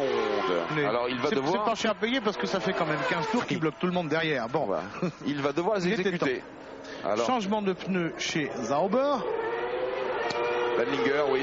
Et le classement qui change de nouveau. 1 Prost, 2 Schumacher, 3 Brundle, 4 Leto, 5 Herbert, 6 Zanardi et ça nous met, avec l'arrêt de Benlinger, les 2 Lotus dans les points en 5e et 6e position. Alors que je viens d'entendre un moteur. Oui, il y en a peut-être un qui va pas tarder à avoir des soucis dans le secteur. Oh là là là. Alors c'est embêtant parce que là on est encore à 11 voitures qui roulent, ce qui n'est pas beaucoup sur 25 partantes. Mais enfin, vous l'avez dit, Imola est un circuit extrêmement difficile. Donc peut-être que dans un peu de temps, il pourrait ne plus y avoir que 10 voitures en course. Le tout est de savoir laquelle, puisque ici, planqué dans notre petite cabine, effectivement, on n'a pas de vue directe sur la piste. Nous n'avons que l'ouïe, si j'ose dire. Alors on va savoir si Suzuki va devoir effectuer un stop and go, ou bien si il recevra simplement cette pénalité au moment du classement. Oui, Pierre Van Vliet. Oui, Jean-Louis, pour vous dire que chez Ferrari aussi, on est en train de faire les paquets. Jean Alesi, la raison de son abandon, une panne de transmission semble-t-il, mais il n'est pas encore revenu au stand Ferrari. Confirmation dans quelques instants sans doute. Pierre, on fait les paquets, mais simplement, je veux dire qu'on va fermer le stand et les camions, car demain, lundi, mardi et mercredi, il y aura ici des essais de l'association des constructeurs de Formule 1 en vue des prochains Grands Prix. Et ces essais réuniront entre autres Ferrari et Williams-Renault. Et s'il y avait bien entendu de bonnes nouvelles ou de grosses nouvelles ou des choses intéressantes dans les essais, sachez que vous le sauriez dans Automoto dimanche prochain. Bien entendu, nous sommes sur le coup, comme on dit dans le métier. Je viens de voir Pierre qui court. Pierre, avez-vous quelque chose à nous dire? Bon, je voulais simplement vous faire remarquer que l'abandon des 2 Ferrari, évidemment, et sans doute celui de Senna aussi, provoque quelques mouvements de foule dans les tribunes et qu'il n'y aura pas trop de problèmes d'embouteillage à la sortie du circuit tout à l'heure. Ça, c'est une nouvelle interne. On pourra donc avoir notre avion ce soir. Merci, Pierre. En tout cas, ce n'est pas le cas sur la piste, Pierre Van Vliet, car tout le monde est à l'abordage. 1 Prost, 2 Schumacher, 3 Brundle. Et là, vous êtes avec Leto, Herbert et Zanardi, qui sont tous les 3 roue dans roue à moins d'1 seconde. Et ça chauffe. Ah oui, on aurait pu croire d'ailleurs que c'était les premiers encombrements pour sortir du circuit. Pas de problème, c'est encore sur les circuits, ne vous inquiétez pas. Nous sommes dans le 51e tour, il en reste donc 10 tours, Jean-Louis. Suzuki qui résiste, ensuite Leto, Barbazza qui prend un nouveau tour, et puis les 2 Lotus, alors qu'on a vu que Zanardi était en train d'attaquer, eh bien oui, son leader, Johnny Herbert. Bon, alors apparemment on ne fait pas rentrer Suzuki, donc c'est 10 secondes. Ah bah si, voilà, il rentre. Le voilà pour le stop and go. Donc maintenant la course est ouverte. On se retrouve dans quelques secondes après la pub. Il reste donc 9 avec à l'écran Gigi Leto, et derrière lui, ben oui, et oui, c'est Zanardi, c'est Alessandro Zanardi qui s'est débarrassé de son leader Johnny Herbert. 1 Prost, 2 Schumacher, 3 Brundle, une Williams Renault, une Benetton Ford, une Ligier Renault, une Sauber à moteur Ilmord, une Lotus Ford, et puis une autre Lotus Ford, et puis en 7e position Philippe Alliot avec sa Larousse à moteur Lamborghini. Vous voyez qu'il y a une énorme variété dans cette petite dizaine de voitures qui est en train de finir ce Grand Prix de Saint-Marin qui correspond à une réelle hécatombe. On revient sur le leader Alain Prost. On a vu tout à l'heure la sortie de Suzuki dans les stands pour un stop and go. Un stop and go, c'est une procédure spéciale. J'imagine qu'on a recalé cette procédure. Voilà comment ça se passe. Donc il arrête, vous voyez, il y a un cadran qui défile. On le voit plus maintenant, il y a quelqu'un devant avec les secondes qui défilent. On l'arrête pendant 10 secondes et au bout de 10 secondes, on le laisse repartir. Ah bah d'ailleurs, c'est Michel Leprest qui lui a fait signe. Michel Leprest qui est le technicien de la FISA, un ancien chef mécanicien de Renault Sport, qui est à la FISA maintenant depuis au moins 4 ans, qui lui a fait signe de redémarrer d'un geste sec. Bravo. Donc en fait, on perd beaucoup plus de 10 secondes, bien sûr, parce qu'il faut d'abord s'arrêter dans les stands. Donc monsieur Suzuki aura appris que quand il y a du monde derrière, on bloque pas. Van Linger n'a pas été plus loin. Alors qu'est-ce qu'il a pu faire, Van Linger? Une panne ou une sortie de piste? Il a changé de pneus. Est-ce qu'il n'a pas été surpris par des pneus trop froids? En tout cas, le classement change une nouvelle fois. 1 Prost, 2 Schumacher, 3 Brundle, 4 Leto, 5 Zanardi, 6 Herbert, 7 Alliot, 8 Barbaza. Pierre Van Vliet. Oui, Van Linger, je crois que c'est une panne parce qu'il venait de rentrer au stand. Il est sorti des stands à petite allure, avec visiblement des problèmes de transmission de boîte de vitesse. Oui, on sait que c'est le mal chronique de cette Sauber à moteur Ilmor. Je peux même vous dire que cette équipe qui est issue donc de Mercedes, comme on le sait, a passé toute l'intersaison qui était pour elle sa première intersaison, puisqu'elle n'avait pas couru, elle venait du sport prototype, à régler cet écart de vitesse. Attention, c'est très très très chaud. Et du coup, il essaye de repasser. Oui, ça, entre les deux pilotes là-dessus, ça c'est la loi. Oui. Il y a des points à prendre. Alors tous ces jeunes lourds qu'on n'a pas beaucoup l'habitude de voir, Leto, Zanardi, Herbert, ils en profitent. Ça ferait peut-être les affaires d'Alliot qui est en 7e position. Regardez le tour de passe-passe. Oh, bravo, Leto est bien parti en sucette. Et Zanardi essaye d'en profiter. Leto recontrôle. C'est à ce moment-là Zanardi qui perd un peu le contrôle. Herbert tente le tout pour le tout. Non, ouf. Et les choses restèrent dans l'état. Jean-Louis, oui. Je dois aussi vous dire que la cadence baisse un peu en ce qui concerne Prost. Il avait perdu 6 secondes le tour précédent, sans doute avec un peu de pluie. Oui. Il y a 40, on a vu les écarts entre Prost et Schumacher. Et chez Williams, on se tâte à éventuellement opérer un changement de pneumatique. En tout cas, on est prêt à parer à toute éventualité. Oui, vous avez raison, Pierre. La cadence, elle est de 1,28 au tour pour Schumacher. Elle est de 1,31, soit 3 secondes de plus pour Prost dans le 53e tour. Alors qu'ici, nous sommes dans le 54e tour. Je me demande si Herbert n'a pas été tout droit. Non, il est là. Et donc c'est vrai, vous avez raison, mais enfin Prost a encore une belle petite avance, 39 secondes à notre chronomètre, et il est dans le 54e des 61 tours de ce Grand Prix de Saint-Marin. Donc il a encore de la marge, mais peut-être qu'il serait bon de se renseigner du côté de Bernard Dudot si la consommation du moteur de la Williams Renault est toujours au feu vert, ou si on a demandé à Prost peut-être de baisser un peu les réglages de richesse et puis peut-être d'économiser un peu. Oui, parce qu'effectivement, avant on disait de lever le pied pour économiser l'essence, on l'a montré depuis longtemps. Ah ben voilà. Suzuki en colère. Cette fois-ci, Suzuki en colère. Ça a l'air un peu terminé. Parce que le stop and go aurait été fatal à sa footwork, il y a des chances. En tout cas, il avait l'air en colère. Mais vous voyez que chez Footwork, on avait chaussé les pneus pluie à Suzuki. Oui, je comprends bien. Ce qui fait que Leto, eh bien, lui est en train d'essayer d'assurer et que Zanardi et Herbert, vous savez que Zanardi, je sais que vous l'aimez bien, Pierre. Hop là. Il est où ce garçon? Mais il est rentré dans les stands, mais je suis pas sûr qu'ils soient rentrés tout droit. Oui. Apparemment, il est rentré en travers dans les stands. Oh, le freinage, ben voyez, j'ai parlé un peu tôt. Oh, voilà, oui, en travers et en feu. Ah oui, en travers et en feu. Et là, il a eu tort de reprendre la route des stands parce que, vous voyez, ça brûle, je comprends bien. Mais il devrait s'extraire rapidement car il peut d'échapper, là. Zanardi, il me fait de la peine, là. Il devrait se garer le plus vite possible, car il peut perdre le contrôle de sa voiture. Et voilà la roue qui s'en va naturellement. Il est sur 3 roues. Heureusement, la suspension active pourrait compenser, mais là, avec ce qu'il reste de jantes, il faut mieux s'arrêter le plus rapidement possible. À cet endroit-là, donc, qui est le tambour à l'eau, eh bien, il y a eu de la roue qui a volé tout au long de ce Grand Prix, en tout cas. Bon bah c'est bien ça, hein. Il nous a fait une tentative de rentrer dans les stands en travers et en flamme. Et en marche ça ne doit pas être marrant pour lui, hein. Là honnêtement, enfin il s'en sort. Oui. Non, je préfère Ce qui est l'occasion de rappeler qu'effectivement depuis la sécurité à la fois active et passive sur les Grands Prix, encore une fois vous voyez les Italiens qui arrivent tout de suite. La sécurité en Formule 1 ça marche et les accidents graves heureusement sont extrêmement rares maintenant. Dommage pour Zanardi qui avait fait une course absolument superbe. Il était très loin sur la grille de départ, il a des problèmes aux essais. Alessandro Zanardi seulement 22e je crois, et il est revenu, il a fait une remontée fantastique au point de, vous l'avez souligné, prendre le meilleur sur son leader Johnny Herbert.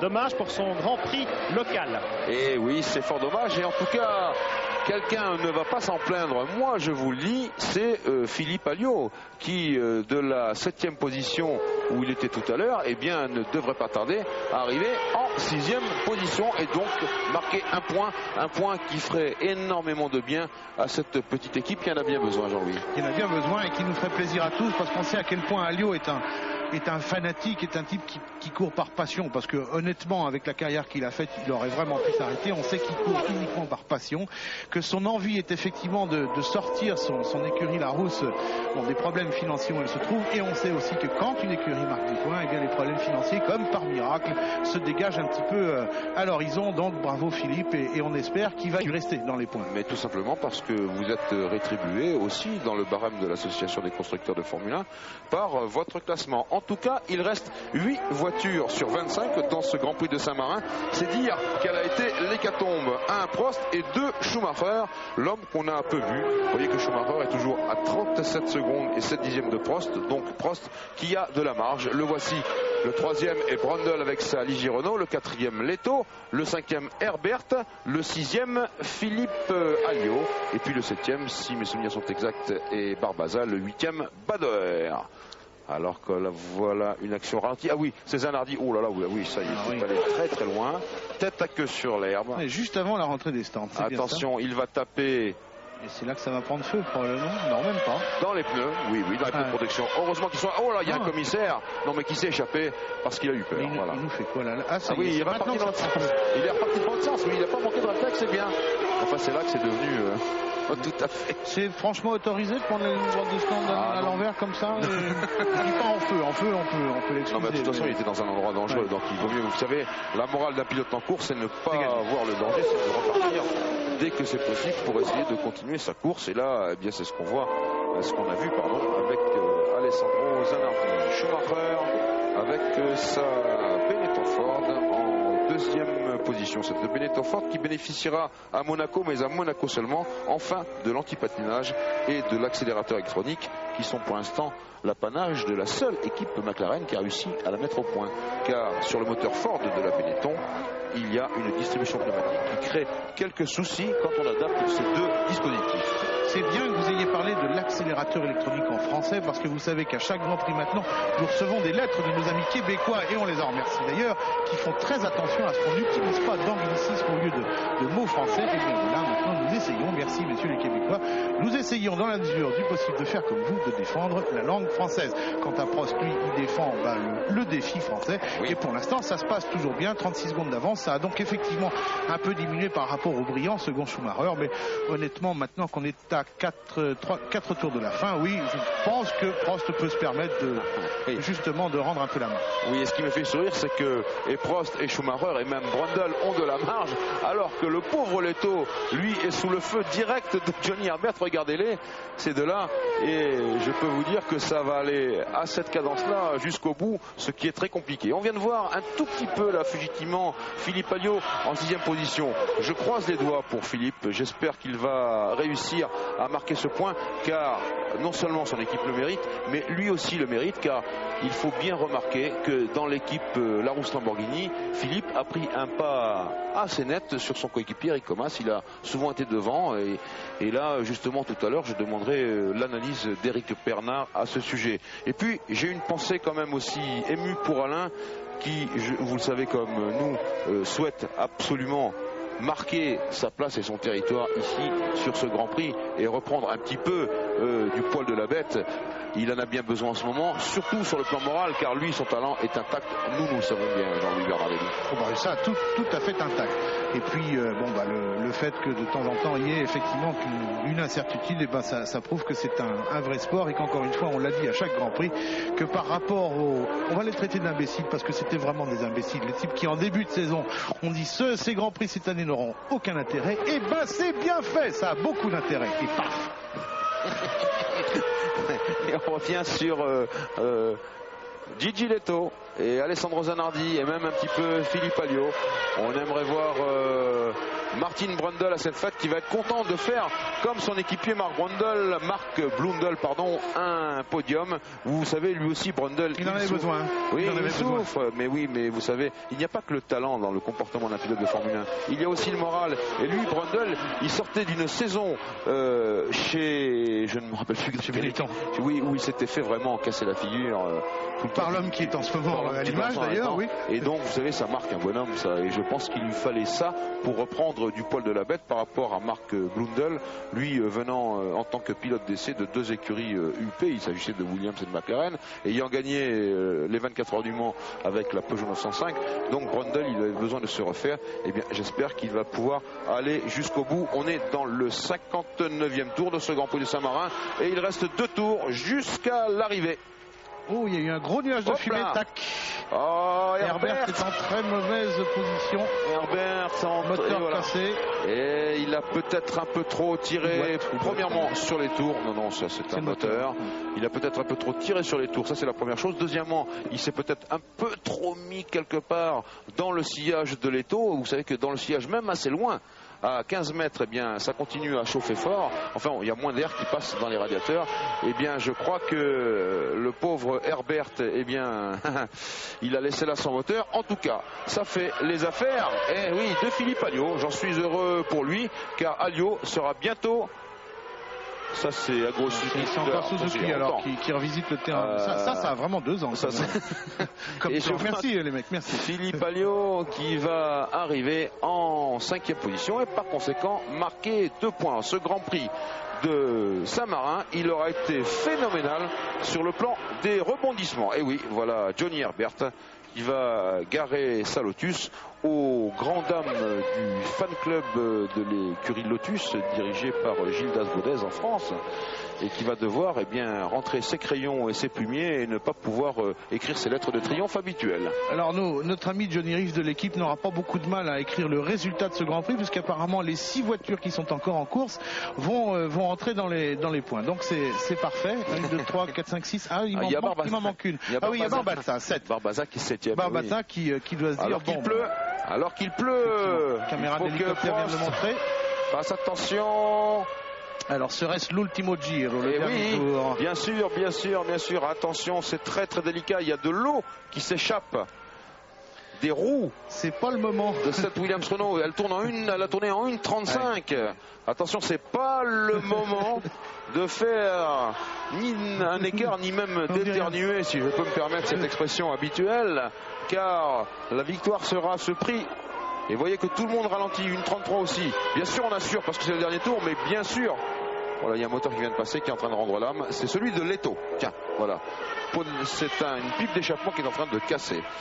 En tout cas, et donc, vous voyez que tout le monde tourne dans les 1,33, 1,34 et même 1,35.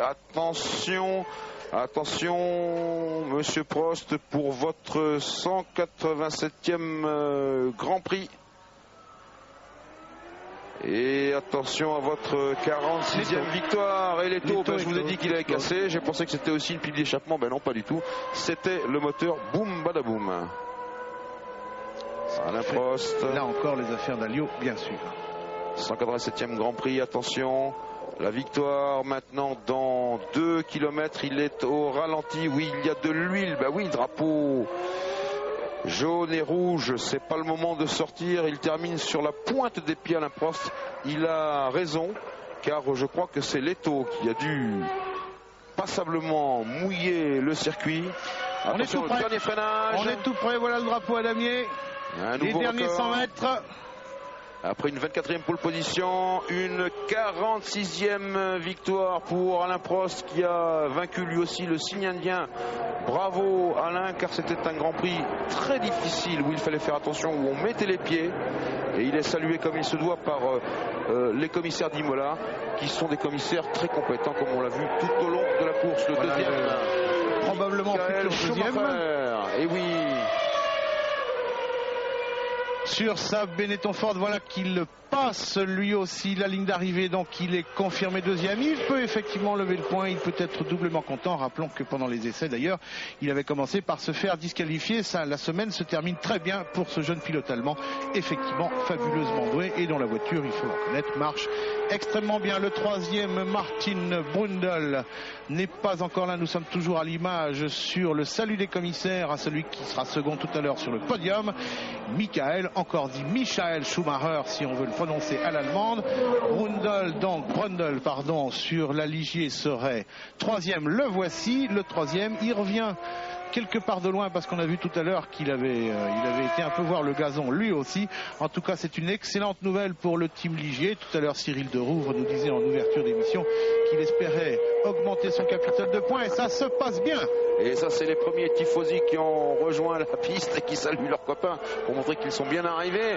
Je vais vous dire, quelque part, c'est quand même un assez joli moment pour le sport automobile français, avec la victoire de Prost et du moteur Renault, la troisième place du podium pour Martin Brundle et sa Ligier Renault, et la cinquième place de Philippe Alliot pour l'écurie Larousse Lamborghini. Alors on nous dit qu'on essaie une liaison radio avec la voiture de Prost éventuellement. Alain, c'est à vous si vous voulez parler. Je sais pas, on vous laisse évidemment l'antenne. Alain, Prost, à vous.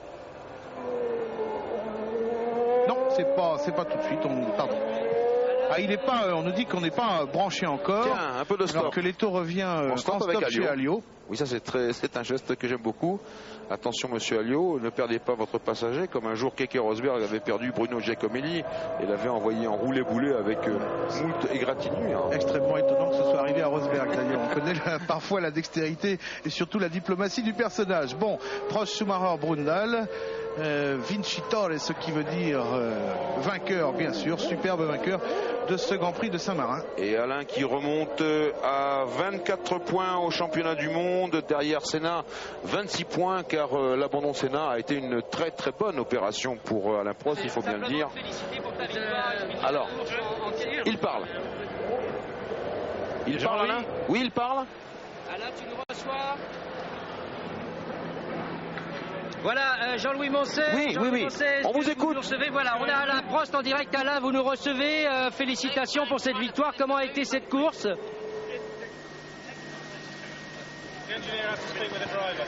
L'ingénieur, c'est David Brown qui parle avec Alain. C'est une tentative. Oui, c'est pas grave. C'est une tentative qui est probablement reportée, Gilles, parce que les ingénieurs veulent parler à Alain Prost. On peut le comprendre aussi, évidemment. Bon. Donc, on tentera notre chance une prochaine fois. Bien sûr, en tout cas, vous avez eu raison de tenter cela.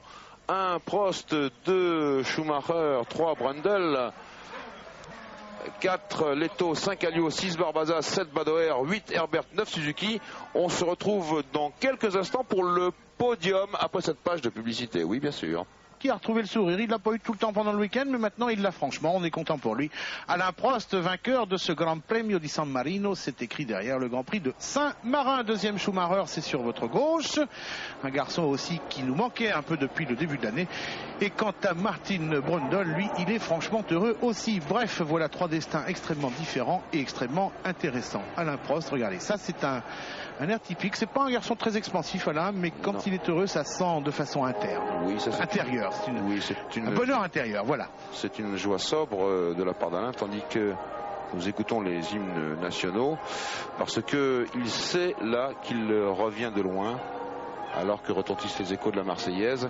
Et regardez, 3 garçons qui secouent la tête, 3 joies intérieures, vous l'avez dit, sobres, alors que les tifosi envahissent la piste. Le classement du championnat du monde pendant ce court instant, Senna 26 points, Prost 24, Hill 12, Schumacher 10, Blundell et Herbert 6, Leto 5, Fittipaldi et 3, Blundell 4, j'ai oublié, et puis bien entendu Patrese 2, Alliot 2 et Barbaza 2 pour l'instant. Justement, à propos de Philippe Alliot, je crois Pierre, que vous êtes avec lui et son bonheur fait plaisir à voir ainsi que celui de son équipe. Tout à fait. Une petite question, est-ce qu'il est 4e ou 5e finalement dans ce classement final? Ah, Alliot il est 5e, ça c'est absolument sûr. Voilà. Philippe, oui, vous êtes sûr. 5e, premier point de la saison pour votre retour chez Larousse, c'est formidable.